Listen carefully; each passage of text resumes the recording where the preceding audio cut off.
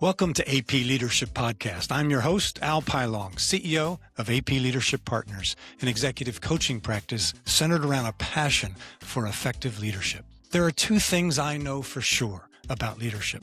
First, leadership is hard. And second, leadership matters. And so my hope today is that through the course of this conversation, you will find fresh ideas and inspiration for your challenging but important leadership journey ahead. Thanks for listening.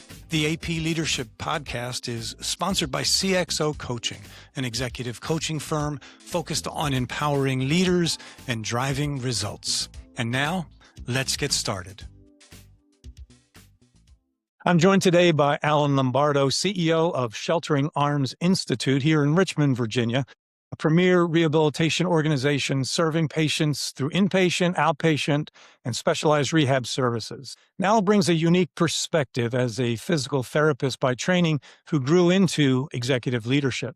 I've known Alan through the years as a fellow healthcare leader here in the Commonwealth of Virginia, and I've always respected his thoughtful and steady approach to leadership.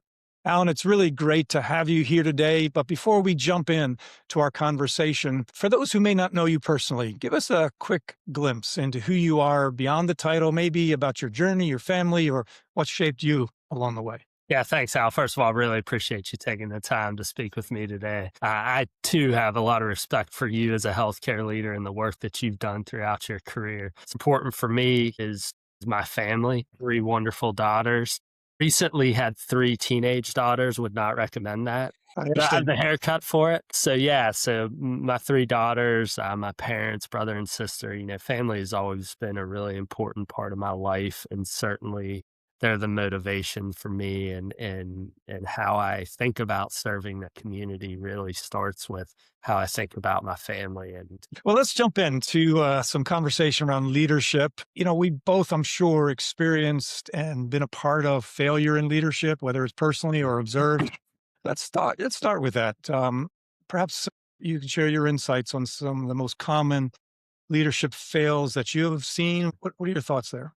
Yeah, this is my own construct, so I'm really not sure if the data or the literature support what I'm about to say. But through my years of experience, I would say there's one leadership trait that is the biggest failure, maybe the most toxic that I've experienced or seen it in other leaders. And that to me is professional insecurity. What does that mean? I think you know it when you see it. It's leaders who make everything about themselves. They lead through fear. They're intimidated by other intelligent leaders. And this leads to a few things that I've seen in my career. One, surrounding themselves with the wrong types of people, because they tend to gravitate towards people who have similar professional insecurities. And to me, these leaders really become the antithesis of servant leadership. Like, they stifle innovation, and they definitely stifle autonomy, because they're really concerned about the people around them and how the people around them,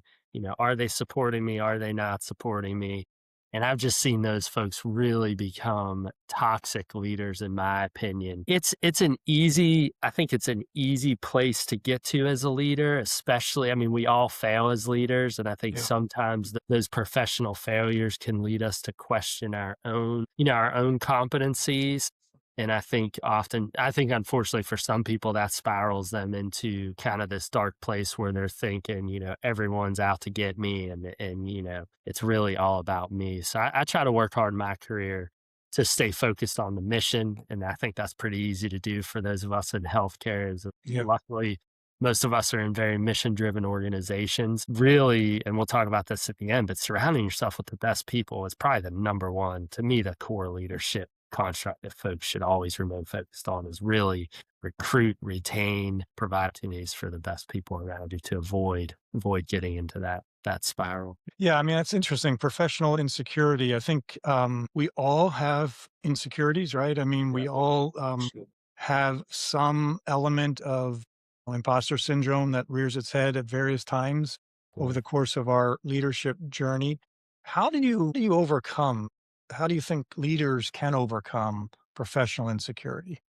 Yeah, I think for me, I think you have to really be your authentic self when you show up, and just understand that understand that we all make mistakes. We all have weaknesses. Yeah. And I think this is where it goes back to who you surround yourself with. Surround yourself with people who not necessarily think or see the world exactly like you, but Yeah. surround yourself with people who have that diversity of thought and be comfortable being challenged in the boardroom or in other meetings. That's what you really should want your organization. It takes time to get there, right? Yeah. Because, like you said, we all have insecurities. But really, if you keep what's best for the organization at the front of everything you do, then I think it becomes easier because it's really not about you as the leader.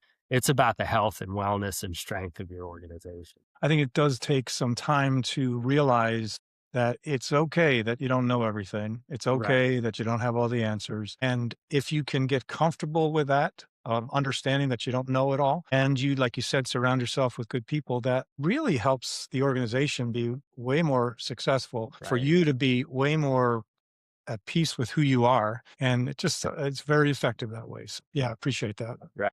All right. So, what type of leader are you drawn to? Having said all that about insecurity, tell me about the kind of Yeah. leader that you're drawn to. Yeah, I think there's a few traits that draw me in from other leaders. I've had the fortune in my career to work with or be surrounded by some really strong leaders. And I think all of them have some similar traits. I'm definitely more drawn to people who have a relationship leadership style, those who can develop really strong relationships with colleagues, through trust and consensus building. So there's a lot of leaders. We talked about Kent Riddle before we came on. I think Kent falls in that category. Yeah, Kent's the CEO of Mary Free Bed in Grand Rapids, Michigan, a premier rehabilitation organization that both Alan and I know about. Yeah, yeah. So Kent has those qualities. Other leaders that I've had the opportunity to work with have those qualities. Those that have high emotional intelligence. And the way I define that is strong self-awareness and strong situational awareness. Some people might say those that can read the room really well. I think those types of leaders really draw me in because they're just able to lead organizations in ways that I find very powerful, which is, they get that consensus building down quickly. They have strong cultures in the organization because they're able to, at any given moment, understand the temperature of the organization and what direction they need to the ship to ensure the culture strategy and outcomes remain strong. Yeah, you mentioned self awareness. I find that that is perhaps one of the most often missing elements in a Yeah. leader, and maybe the hardest for some folks. Talk to me about self awareness. How do you strengthen that sort of trait within yourself or within others?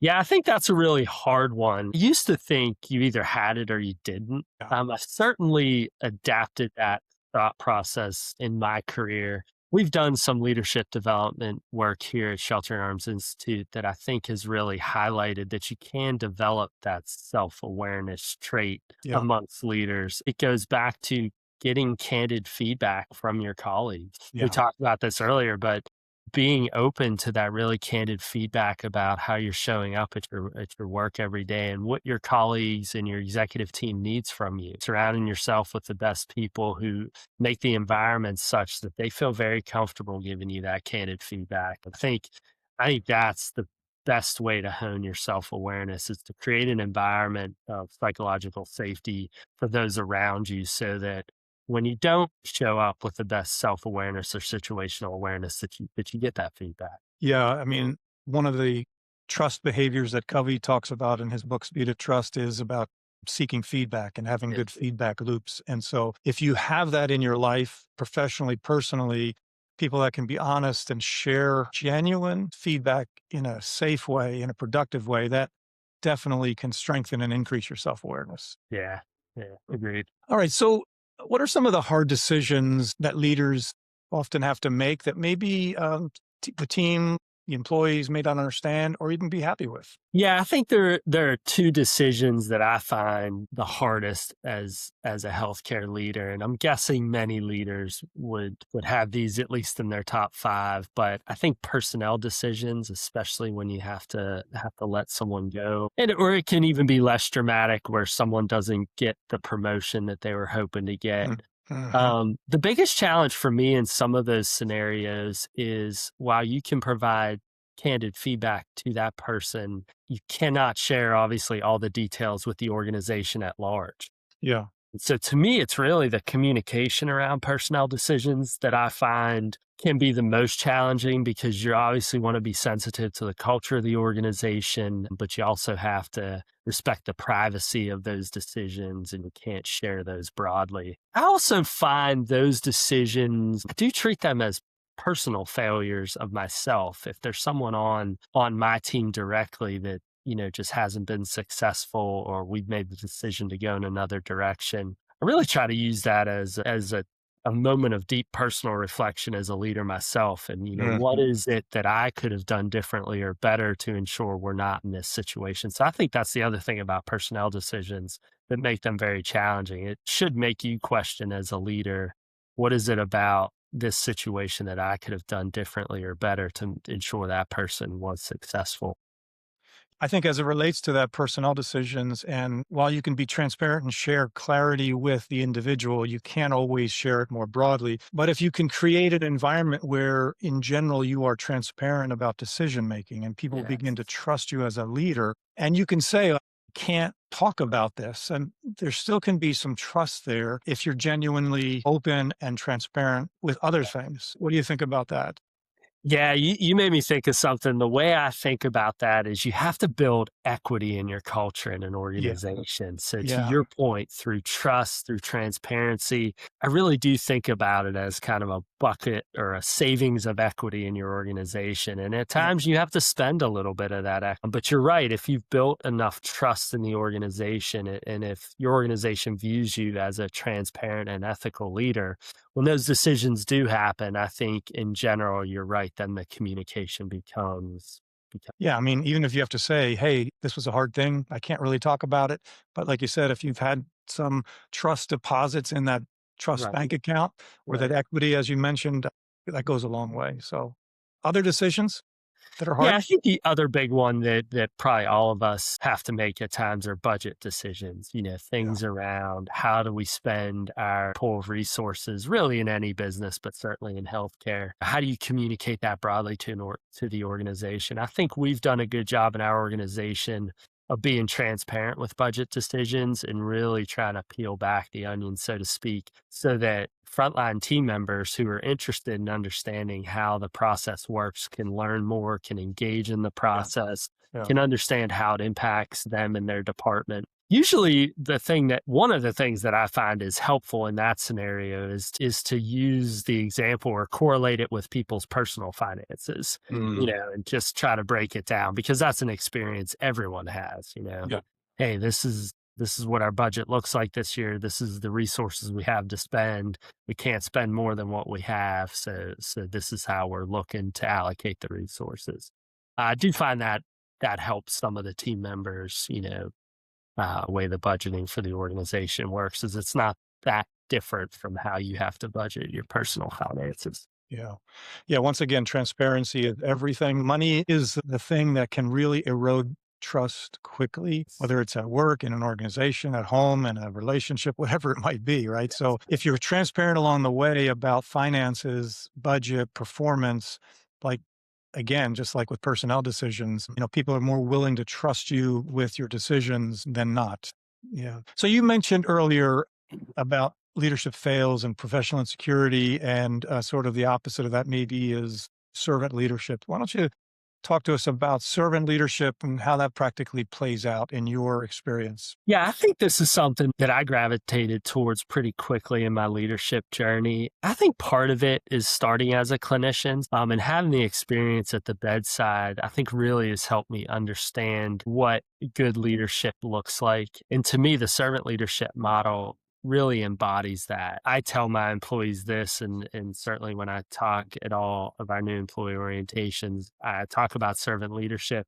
And the way I frame it out for them is on any given day, if I'm not a part of the organization anymore and they bring in another CEO, really no patient or family is going to know the difference. But if any one of them doesn't show up for work that next day, our patients and families receive less care. And the whole point of saying it that way is that our role as executive leaders is to ensure those frontline team members have everything they need to do their job on that given day, whether it's education, training, equipment, the tools, supplies, resources, team members. The last thing we want as healthcare leaders is for our physicians, nurses, therapists to be at the bedside and be worried about are we short staffed this shift? Or am I going to have the appropriate equipment I need? Is the IT systems going to work properly this shift or not? And these are things quite often in healthcare, unfortunately, that our team members are faced with on a day-to-day basis. So I really try to stress among our leadership team, it's our job to ensure that all of our team members have everything they need to do their job so that they're not worried about those things while they should be focusing 100% of their attention on delivering great patient care. I think it also, as I also kind of zoom out in the servant leadership model and understand from a broad picture, what does that look like? It really is developing a strong culture in the organization. So breaking down some of the silos that we traditionally see in leadership, bringing the team together. One of the things we've bought into is the first team approach. And I forget who the leader was that developed that, but really your first team is the executive team you work with, not necessarily the teams you lead. And so our purpose is, right, to serve each other, and Yeah. that cascades down throughout the organization.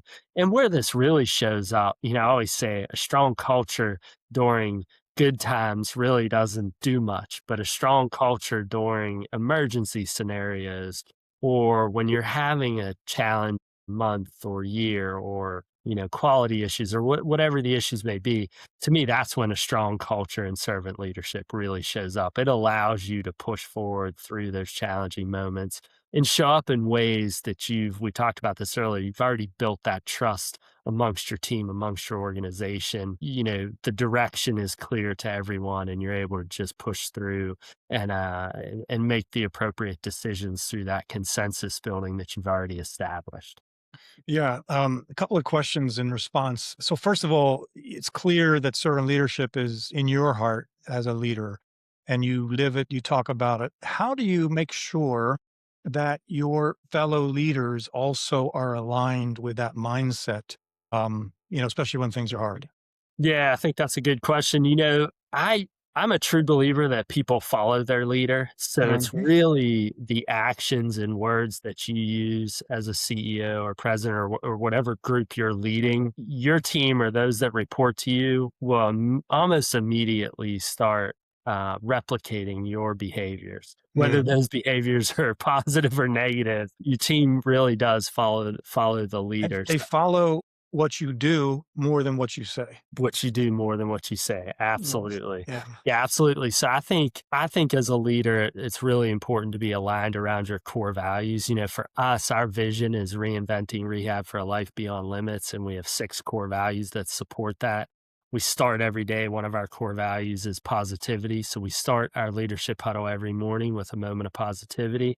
Could be something personal that the team shares. It could be a patient story, but it really helps us set the tone for the day. And I Mhm. think, leaning into those core values and our vision really allows us as an executive team to all stay aligned around, what is it we're trying to accomplish as an organization.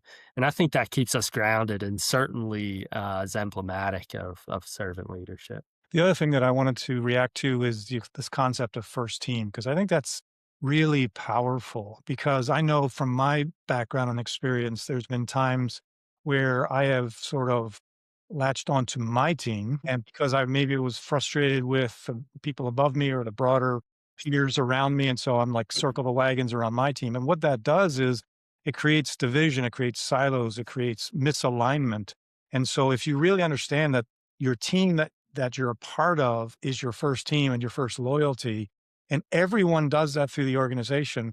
I think that's a powerful model. It sounds like that's something that you're working on there. Yeah, it was a new model to us when we first implemented it or had it as part of our leadership development program. But it's something And I was skeptical of it at first, but I would encourage the listeners to look it up and learn, because you're right.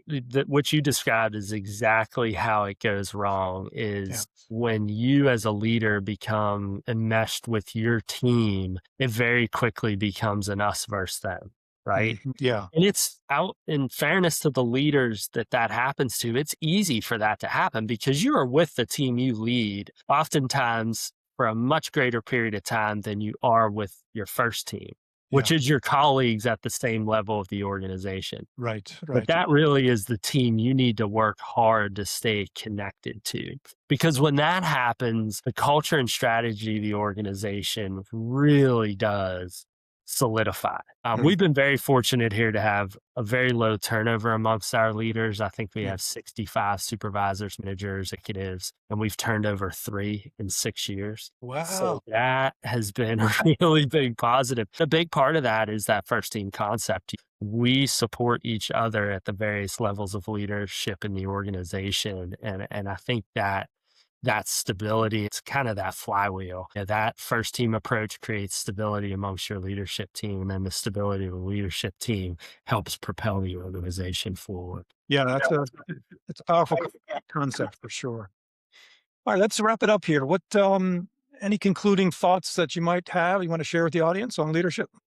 Yeah, I mean, I'm doubling back a little bit, but I would say the two things that are take home points for me is authenticity as a leader. You really have to be yourself.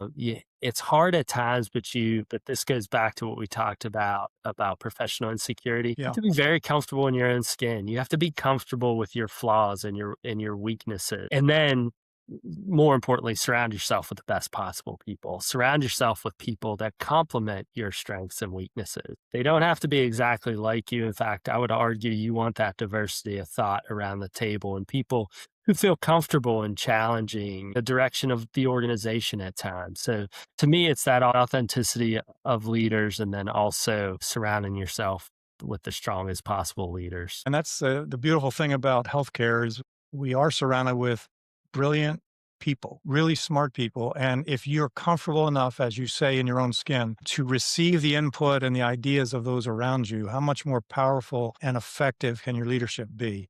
As long as you can get past the insecurities that we all have. Probably the biggest key to success in my career is the people around me. Yeah. Well, Alan, thanks for joining me. Appreciate your insights on leadership and all the best as we go forward from here. Thanks, Al. Appreciate the time. All Take right. care. Thanks for listening. Leadership is rarely simple and it's rarely easy. And that's exactly why it matters. My hope is that something from today's conversation gave you a moment to pause, reflect, or see your leadership in a new way. Until next time, lead well.